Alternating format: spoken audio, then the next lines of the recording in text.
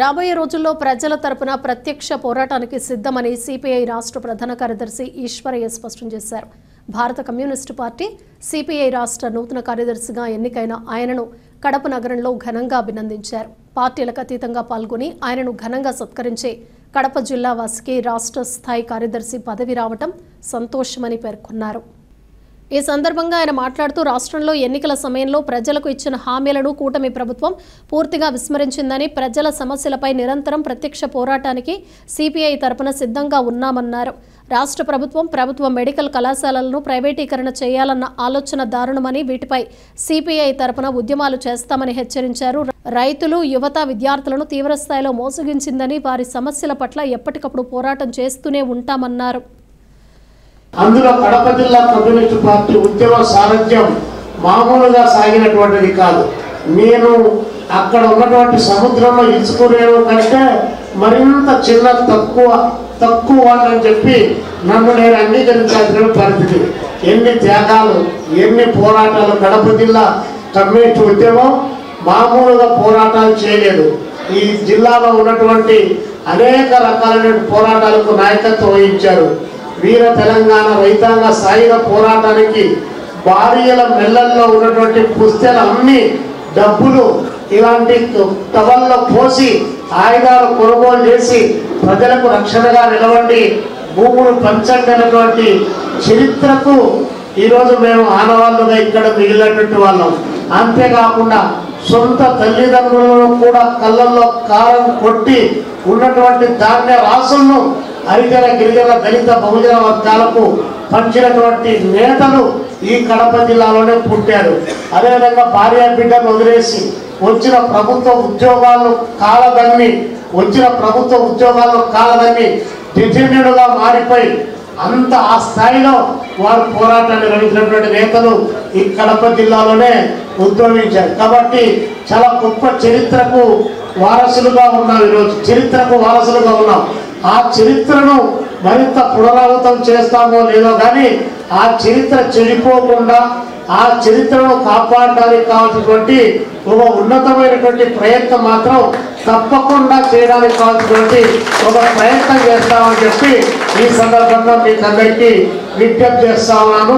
అదే పద్ధతుల్లోనే communist party ఈరోజు పెద్దలు తులసిరెడ్డి గారు చెప్పారు. వాస్తవం, నేను చిన్న స్థాయిలో ఉన్నప్పుడే చదువుకునేటప్పటి నుంచి ఏఎస్ఎఫ్ అఖిల భారత విద్యార్థి ఫెడరేషన్ ఉద్యమంలో పెరిగాను. ఆ ఉద్యమంలో పెరిగినటువంటి నేపథ్యంలోనే ఇప్పుడే మా మిత్రుడు నేను మామ పిలుస్తా అక్బర్ ఖాన్, వాడికి నాకు విపరీతమైనటువంటి పోటీ ఉండేది. ఆ రోజు అక్కడ పోటీ పెట్టేవాళ్ళు. వాళ్ళేమో శారదాలే, నేనేమో రామకృష్ణ జూనియర్ కాలేజీ. ఏది జరిగినా మాకప్పుడు ఇప్పుడున్నటువంటి పోటీలు కాదు. అప్పుడున్న పార్టీ నాయకత్వం విద్యార్థి దశలోనే సామాజికంగా ఎట్లా సోషల్ రెస్పాన్సిబిలిటీ కూడా ఉద్యమ నాయకులుగా తయారు చేయాలని ఎలా పద్మనాభరెడ్డి కూడా ఉన్నాడు. అంతా కలిసి మేమంతా అక్కడ ఉన్నట్టు రాయలసీమకు కృష్ణానది జలాలు మళ్లించాలంటే ఏం చేయాలి అని చెప్పి అలాంటి టాపిక్స్ ఇచ్చి ఎలక్ట్రిషియన్ కాంపిటీషన్, ఎస్ఏ కాంపిటీషన్స్ పెట్టేవాళ్ళు. అట్లా వైపు నుంచి బాగా గట్టిగా కష్టపడి పనిచేసి ఇష్టపడి కూడా, ఓన్లీ కష్టపడే కాదు ఇష్టపడి కూడా బాగా పనిచేసినటువంటి సందర్భం. కడప జిల్లాలో రమేష్ రెడ్డి అన్న గారు అన్నట్టు కడప ఆర్ట్స్ కాలేజ్ ఎలక్షన్లు అంటేనే అది ఒక పెద్ద, అది మామూలుగా చెప్పడానికి వీల్లేదు. అంత పెద్ద ఎత్తున గలాటాలు జరిగాయి. ఇంకో వైపు నుంచి దాడులు జరిగాయి. అందరూ ఒక వైపున, ఏఎస్ఎఫ్ ఒకటి ఒక వైపున, అందరూ ఒక వైపున వాళ్ళు, ఏఎస్ఎఫ్ ఒకటి ఒక వైపున.